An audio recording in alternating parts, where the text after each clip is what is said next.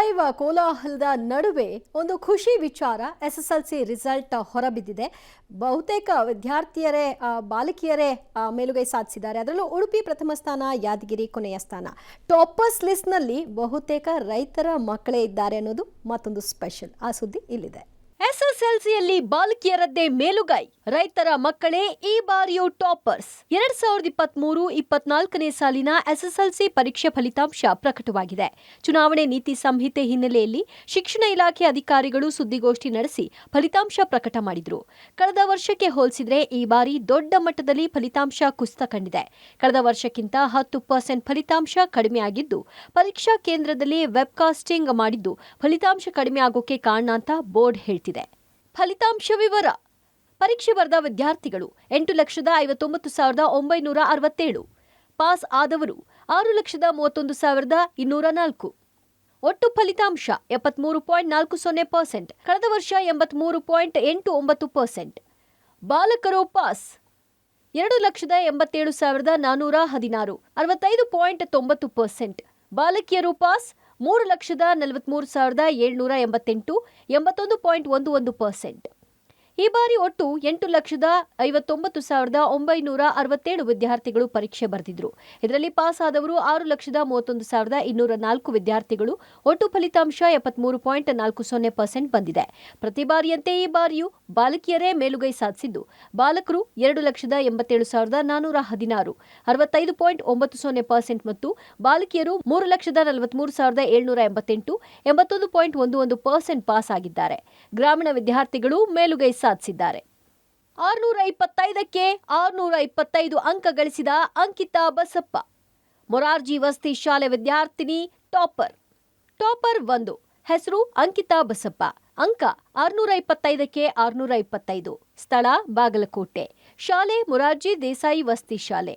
ತಂದೆ ಕೃಷಿಕರು, ತಾಯಿ ಮನೆಗೆಲಸ. ಕೃಷಿಕನ ಮಗಳಾದ ಅಂಕಿತಾ ಬಸಪ್ಪ ರಾಜ್ಯಕ್ಕೆ ಪ್ರಥಮ ಸ್ಥಾನ ಗಳಿಸಿದ್ದಾರೆ. ಮೊರಾರ್ಜಿ ದೇಸಾಯಿ ವಸತಿ ಶಾಲೆಯಲ್ಲಿ ವ್ಯಾಸಂಗ ಮಾಡಿರುವ ಅಂಕಿತಾ 625ಕ್ಕೆ 625 ಅಂಕ ಪಡೆದಿದ್ದಾಳೆ. ತಂದೆ ರೈತನಾದ್ರೆ ತಾಯಿ ಮನೆಗೆಲಸ. ಬೆಳಗ್ಗೆ 5 ಗಂಟೆಗೆ ಎದ್ದು 2 ತಾಸು ಹಾಗೂ ಸಂಜೆ 4 ಗಂಟೆ ವ್ಯಾಸಂಗ ಮಾಡಿದ್ದೆ ನನ್ನ ಯಶಸ್ಸಿಗೆ ಕಾರಣ ಅಂದಿದ್ದಾರೆ. ಮುಂದೆ IAS ಅಧಿಕಾರಿಯಾಗೋ ಯೋಚನೆ ಇದೆ ಅಂತ ಅಂಕಿತಾ ಬಸಪ್ಪ ಹೇಳಿದ್ದಾರೆ. ಕೃಷಿ ಕುಟುಂಬದಲ್ಲಿ ಬೆಳೆದು ಇವತ್ತು SSLC ಪರೀಕ್ಷೆಯಲ್ಲಿ ಇಡೀ ರಾಜ್ಯವೇ ತನ್ನಂತ ನೋಡುವಂತ ಸಾಧನೆ ಮಾಡಿರ್ತಕ್ಕಂಥ ಅಂಕಿತಾ ಕೊಣ್ಣೂರ್ ಬಾಗಲಕೋಟೆಯ ವಿದ್ಯಾರ್ಥಿನಿ ಈಗ ಪಬ್ಲಿಕ್ ಟಿವಿ ಜೊತೆಗಿದ್ದಾರೆ. ಅವ್ರೇನು ಹೇಳ್ತಾರೆ ಅಂತ ಕೇಳೋಣ. 625ಕ್ಕೆ 625 ಅಂಕಗಳನ್ನು ಗಳಿಸಿ ರಾಜ್ಯದ ಗಮನವನ್ನ ಬಾಗಲಕೋಟೆ ಜಿಲ್ಲೆ ತಮ್ಮ ಕಡೆಗೆ ಸೆಳೆದಿದ್ದೀರಿ. ಏನ್ ಹೇಳ್ತೀರಿ ಈ ಸಂದರ್ಭ? ಸರ್, ಮೊದಲನೇದಾಗಿ ತುಂಬಾ ಖುಷಿ ಆಯ್ತು ಸರ್. ನನಗಷ್ಟೇ ಅಲ್ಲ, ನಮ್ಮ ಪಾಲಕರಿಗಾಯ್ತು, ಎಲ್ಲ ಶಿಕ್ಷಕರಿಗಾಯ್ತು, ತುಂಬಾ ಖುಷಿ ಆಯ್ತು ಸರ್. ಅಂದ್ರೆ ಮಾತಲ್ಲಿ ಹೇಳಕ್ ಆಗ್ತಿಲ್ಲ ಸರ್, ಅಷ್ಟೆಲ್ಲ ಖುಷಿ ಆಯ್ತು. ಹೇಗೆಲ್ಲ ಈ ಸಾಧನೆ ಮಾಡ್ಲಿಕ್ಕೆ ಹೇಗೆಲ್ಲ ಸಾಧ್ಯ ಆಯ್ತು ನಿಮ್ಗೆ? Sir, parents the constant support sir. ಅದೇ ಪೇರೆಂಟ್ಸ್ ಅಷ್ಟೇ ಅಲ್ಲದೆ ನಾನು ಹಾಸ್ಟೆಲ್ ಎಲ್ಲ ಓದಿರೋದ್ರಿಂದ, ನಮ್ಮ ಮೊರಾರ್ಜಿ ದೇಸಾಯಿ ವಸತಿ ಶಾಲೆ ಮೆಳ್ಳಿಗೇರಿಯಲ್ಲಿ ನಾನು ಓದಿದ್ದು. ಸೊ ಆ ಸ್ಕೂಲಿನ ಎಲ್ಲಾ ಟೀಚರ್ಸು ಕೂಡ, ಪ್ರತಿಯೊಬ್ರು ಟೀಚರ್ಸ್ ಆಯ್ತು, ಎಲ್ಲ ವರ್ಕರ್ಸ್ ಆಯ್ತು, ಎಲ್ಲರೂ ಕೂಡ ಸಪೋರ್ಟ್ ಇರೋದ್ರಿಂದಾನೇ ನಾನು ಈ ತರ ಮಾಡೋದಕ್ಕಾಯ್ತು ಅಂತ. ಟಾಪ್ 2 ನಲ್ಲಿ 7 ವಿದ್ಯಾರ್ಥಿಗಳು, ಬಹುತೇಕರು ರೈತರ ಮಕ್ಕಳು.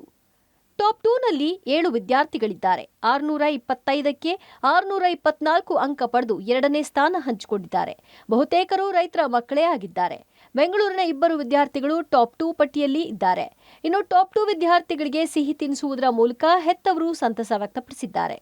ನಮ್ಮ ತಂದೆ ತಾಯಿ ಮತ್ತು ನಮ್ಮ ಟೀಚರ್ಸ್ ನನಗೆ ಸ್ಫೂರ್ತಿ. ಹೆಂಗೆ ಹೇಳ್ತಿದ್ರು ಸ್ಕೂಲ್ ಸ್ಕೂಲೊಳಗೆ ಚೆನ್ನಾಗಿ ಹೇಳ್ತಿದ್ರು ಎಲ್ಲರೂ. ಮತ್ತು ಡೈಲಿ ನಮಗೆ ಪ್ರಾಕ್ಟೀಸ್ ಕ್ವಶನ್ ಅಂತ ಕೊಡ್ತಿದ್ರು, ಅದು ಸಹ ತುಂಬ ಹೆಲ್ಪ್ ಆಗಿದೆ.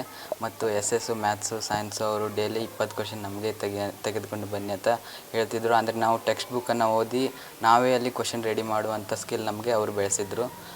ಓದೋದಂದರೆ ಈಗ ನನಗೆ 2nd ರ್ಯಾಂಕ್ ಬಂದಿದೆ, ತುಂಬ ಖುಷಿ ಇದೆ. ಕಷ್ಟ ಇದೆ, 10th ಓದಬೇಕು, ಅದು ಡೇ ಟು ಡೇ ಓದಬೇಕು. ಅಂದರೆ ಅವರ್ಸ್ ಲೆಕ್ಕ ಇಟ್ಕೊಂಡು ಓದಬಾರ್ದು, ಯಾವಾಗ ಟೈಮ್ ಸಿಗುತ್ತೆ ಆ ಥರ ಓದ್ತಿದ್ದೆ ನಾನು. ಆಮೇಲೆ ಬಿಟ್ಟರೆ ನನ್ನ ಪೇರೆಂಟ್ಸ್ ಸಪೋರ್ಟು ತುಂಬ ಇತ್ತು. ಇವತ್ತು 625ಕ್ಕೆ 624 ತೆಗೆದು ತುಂಬ ಖುಷಿ ಆಗಿದೆ. ಇದಕ್ಕೆ ಪ್ರೇರಣೆ ಏನಪ್ಪಾ ಅಂದರೆ ನಮ್ಮ ಟೀಚರ್ಸು, ನಮ್ಮ ಪೇರೆಂಟ್ಸು, ಅಪ್ಪ ಅಮ್ಮ ಮತ್ತೆ ಮ್ಯಾನೇಜ್ಮೆಂಟ್ ಅವರು ತುಂಬ ಸಪೋರ್ಟ್ ಮಾಡಿದ್ದಾರೆ, ತುಂಬ ಎನ್ಕರೇಜ್ ಮಾಡಿದ್ದಾರೆ. ಅವ್ರಿಗೆಲ್ಲರಿಗೂ ಥ್ಯಾಂಕ್ಸ್ ಹೇಳಕ್ ಇಷ್ಟಪಡ್ತೀನಿ. ಟಾಪ್ ಜಿಲ್ಲೆಗಳು: ಪ್ರಥಮ ಉಡುಪಿ 94%, ದ್ವಿತೀಯ ದಕ್ಷಿಣ ಕನ್ನಡ 92.12%, ತೃತೀಯ ಶಿವಮೊಗ್ಗ ಮತ್ತು ಕೊಡಗು 88.67%. ಕೊನೆ ಸ್ಥಾನ ಯಾದಗಿರಿ 50.59%. ಟಾಪ್ ಜಿಲ್ಲೆ ಪಟ್ಟಿಯಲ್ಲಿ ಉಡುಪಿ 94% ಪಡೆದು ಮೊದಲ ಸ್ಥಾನ ಪಡೆದರೆ ದಕ್ಷಿಣ ಕನ್ನಡ 92.12% ಪಡೆದು ಎರಡನೇ ಸ್ಥಾನ ಪಡೆದಿದೆ. ಶಿವಮೊಗ್ಗ ಮತ್ತು ಕೊಡಗು 88.76% ಪಡೆದು ಜಂಟಿ ಮೂರನೇ ಸ್ಥಾನ ಪಡೆದಿವೆ. ಯಾದಗಿರಿ 50.59% ಪಡೆದು ಕೊನೆ ಸ್ಥಾನ ಪಡೆದಿದೆ. ಇನ್ನು ಪರೀಕ್ಷೆ 1ರಲ್ಲಿ ಪಡೆದ ಅಂಕ ತೃಪ್ತಿ ಆಗದೇ ಇರೋ ವಿದ್ಯಾರ್ಥಿಗಳು ಪರೀಕ್ಷೆ 2ರಲ್ಲಿ ಪರೀಕ್ಷೆ ಬರೆದು ಅಂಕಗಳನ್ನು ಉತ್ತಮ ಪಡಿಸಿಕೊಳ್ಳಬಹುದಾಗಿದೆ. ಎಸ್ಎಸ್ಎಲ್ಸಿ ಪರೀಕ್ಷೆ 2ಕ್ಕೆ ವೇಳಾಪಟ್ಟಿ ಪ್ರಕಟ ಮಾಡಿದ್ದು ಜೂನ್ 7ರಿಂದ 14ರವರೆಗೆ ಪರೀಕ್ಷೆ ನಡೆಯಲಿದೆ. ಇನ್ನು ಉತ್ತರ ಪತ್ರಿಕೆ ಸ್ಕ್ಯಾನಿಂಗ್ ಪ್ರತಿ ಪಡೆಯಲು ಮೇ 16 ಕಡೆ ದಿನವಾಗಿದ್ದು, ಮರು ಎಣಿಕೆ ಮರು ಮೌಲ್ಯಮಾಪನಕ್ಕೆ ಅರ್ಜಿ ಹಾಕಲು ಮೇ 22 ಕೊನೆ ದಿನವಾಗಿದೆ. Srinivasa Rao Dalave, public TV, Bengaluru.